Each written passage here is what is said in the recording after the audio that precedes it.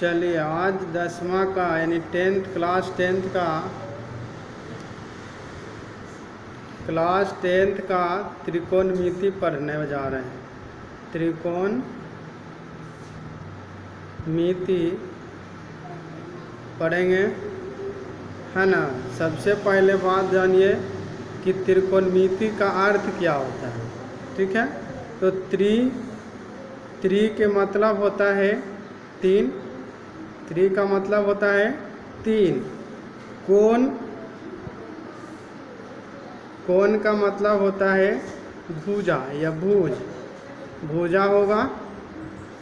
और मिति का मतलब होता है माप के मतलब मापना।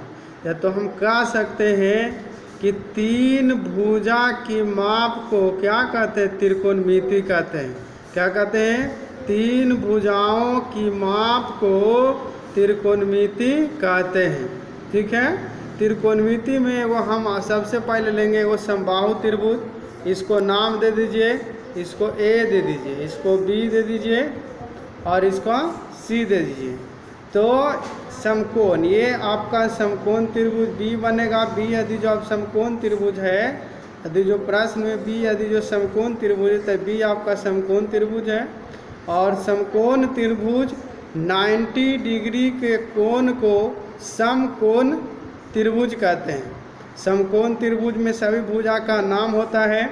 इसको हम कहते हैं लंब कहते हैं, और इसको आधार बोला जाता है, इसको आधार, और इसको कर्ण बोला जाता है, इसको कर्ण कहते हैं, ठीक है। और समकोण त्रिभुज में सबसे बड़ी भुजा जो होता है वो कहलाता है आपको कर्ण कहलाता है। इसका शॉर्ट नेम, इसका बेस होता है, इसका बेस होता है जिसका शॉर्ट बी होता है संकेत। इसका पी होता है जिसको परपेंडिकुलर बोलते हैं, PER पेंडिकुलर बोलते हैं, CULAR। इसका संकेत आपको पी होता है। इसको हाइपोटेनस होता है, हाइपोटेनस होता है जिसका संकेत इसको H बोला जाता है, ठीक है। यानी P, B और H। तो इससे जो होता है ना, इससे आपका एक सूत्र बनेगा। इससे आपका सूत्र जो बनेगा वो क्या बनेगा, यानी कर्ण बराबर आपका जो सूत्र बनेगा वो कर्ण के स्क्वायर बराबर बनेगा लंब के स्क्वायर और प्लस आधार के स्क्वायर। लंब के स्क्वायर और कौन सी, आधार के स्क्वायर। या तो आप लिख सकते हैं H के स्क्वायर बराबर P का स्क्वायर और प्लस B का स्क्वायर, ठीक है। H का स्क्वायर बराबर लिख सकते हैं B का स्क्वायर प्लस P का स्क्वायर प्लस B का स्क्वायर। तो इससे हम कह सकते हैं क्या कि आधार और लंब, यानी आधार और लंब को जोड़ कर ही आपको बनाया जाता है। क्या चीज़ बनता है, कर्ण बनता है। हम या तो कह सकते हैं कि जो त्रिकोणमिति में यानी समकोण त्रिभुज का जो भुजा कहलाता है, सबसे बड़ी वाली भुजा जो होगा आपको वो कर्ण कहलाती है। क्या कहलाती है, कर्ण कहलाती है। इसीलिए H स्क्वायर बराबर P square plus B square. आप इसको या तो ऐसे भी लिख सकते हैं H बराबर √ P के स्क्वायर माइने प्लस B का स्क्वायर। यानी इधर जब स्क्वायर होता है तो इधर स्क्वायर से जब B बराबर की साइड लाएंगे तो आपका ये स्क्वायर आपको रूट में बदल जाता है, ठीक है। तो हम कह सकते हैं कि H बराबर √ P के स्क्वायर प्लस B के स्क्वायर। या तो आप इस तरह से भी लिख सकते हैं कर्ण बराबर √ लंब के स्क्वायर प्लस आधार के स्क्वायर। इस तरह से आप लिख सकते हैं। इस पर सूत्र होता है आधार के स्क्वायर। या आप या तो कर सकते हैं इसी में, देखिए मान लीजिए हमको मालूम है लंब मालूम है, कर्ण मालूम है, आधार यदि जो हमसे पूछता है तो आधार बराबर सूत्र होता है, यानी बी बराबर सूत्र होता है, ये देख लीजिए। तो इसमें आपको बी निकालना है, यानी आधार ज्ञात करना है, तो इधर ही प्लस में है तो इसको माइनस में कर दीजिए। तो एच का स्क्वायर माइनस पी का स्क्वायर, इस तरह से होगा। और देखिए यहाँ पर यह स्क्वायर है तो स्क्वायर दीजिए, और इसी चीज़ को यदि जो इधर स्क्वायर है तो बराबर की साइड यदि जो हम लाते हैं तो ये हो जाएगा आपको H square minus P square. Root में हो जाएगा, कह सकते हैं कि बी बराबर under root H square minus P square. या तो आप हिंदी में लिख सकते हैं आधार बराबर अंडर रूट कर्ण के स्क्वायर माइनस और लंब का स्क्वायर लिख सकते हैं। सीधी सी बात है, आधार बराबर अंडर रूट कर्ण के स्क्वायर माइनस लंब का स्क्वायर।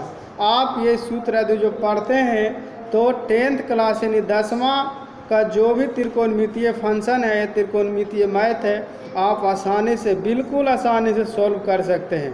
चलिए, आप यहाँ पर हमने कितने सूत्र बना दिए, एक, यहाँ पर आपको बना दिए 2, अब तीसरा देखिए। अब हमको आदि जो आपको मालूम है, आधार मालूम है और कर्ण मालूम है, हमको लंब ज्ञात करना है। तो इसी प्रकार से लंब बराबर लिखिए, यानी लंब पी बराबर लिख सकते हैं अंडर रूट लिख सकते हैं अंडर रूट कर्ण के स्क्वायर माइनस आधार के स्क्वायर, कर्ण के स्क्वायर और माइनस आधार के स्क्वायर। ये आपको इस तरह से मालूम रहेगा, ठीक है। और एक चीज़ याद रखिएगा कि समकोण त्रिभुज यदि जो कोई कहता है, कोई अंक दिया हुआ है आपको समकोण त्रिभुज, तो याद रखिए एच स्क्वायर यानी आधार और लंब का जो जोड़ के आपको कर्ण होता है, तब आपको ये समकोण त्रिभुज आपको सिद्ध प्रूव्ड होगा, ठीक है। ये आपका 3 गो सूत्र आपसे इससे बन सकता है। चलिए नेक्स्ट आगे देखिए, आगे क्या होता है। अब इसमें वो त्रिभुज बनाइए, समकोण त्रिभुज ले लेते हैं, इसको ले लीजिए। चलिए, इसमें आप देखिए यहाँ पर समकोण त्रिभुज दर्शाइए, भुजा का नाम कुछ भी दे दीजिए, उससे कोई दिक्कत नहीं हो।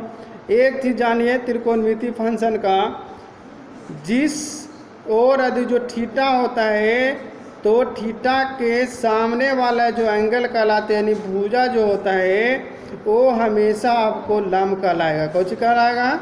लंब कहलाएगा। थीटा के सामने वाले भुजा को लंब कहते हैं। और जिस कोण पर यदि जो समकोण बनाती है उसके सामने वाले भुजा को कर्ण कहते हैं। क्या कहते हैं? कर्ण कहते हैं, यानी समकोण कह सकते हैं कि हाँ।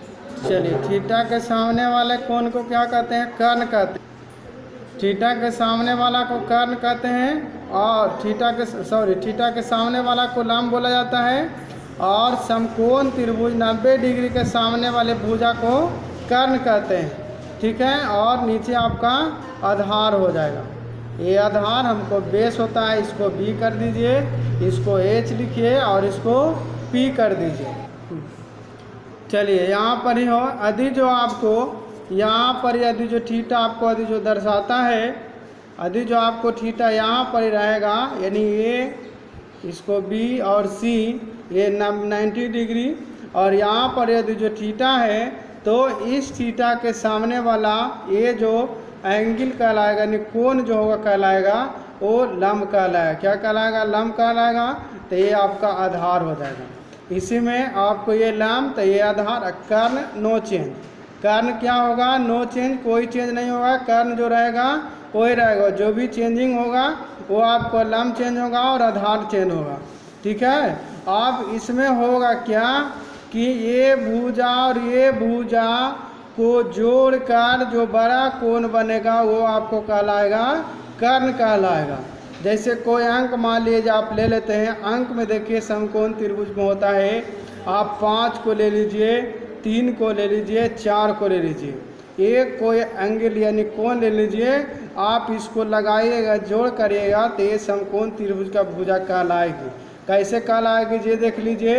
आपको पहले भी हमने बताया था कि कर्ण के स्क्वायर बराबर होता है लंब के स्क्वायर प्लस आधार का स्क्वायर, लंब के स्क्वायर प्लस आधार का स्क्वायर। आप इसमें देखिए, इसको आप ले लीजिए कर्ण, तो कर्ण है तो 5 ले लीजिए बराबर, लंब आप ले लीजिए इसको 3 को ले लीजिए, और प्लस आधार आप ले लीजिए 4 को ले लीजिए, 4 का स्क्वायर ले लीजिए, तो 5 का स्क्वायर पर बचे 25, 3 का स्क्वायर 3 3 9, प्लस 4 का स्क्वायर 4 4 16, तो 25 और 9 और 16, 9 16 9 25। देखिए दोनों साइड बराबर हो गया, तो इसको हम कह सकते हैं कि यह समकोण त्रिभुज का भुजा है।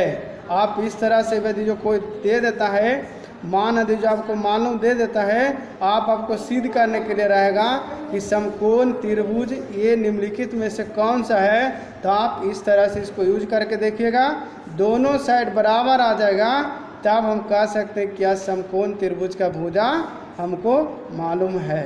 ठीक है, चलिए, तो ऐसे भी कह सकते हैं कि दो कोणों का योग यानी कर्ण का, दोनों कर्ण जो होगा ये लंब का आधार और लंब का योग के बराबर होता है, कर्ण होता है।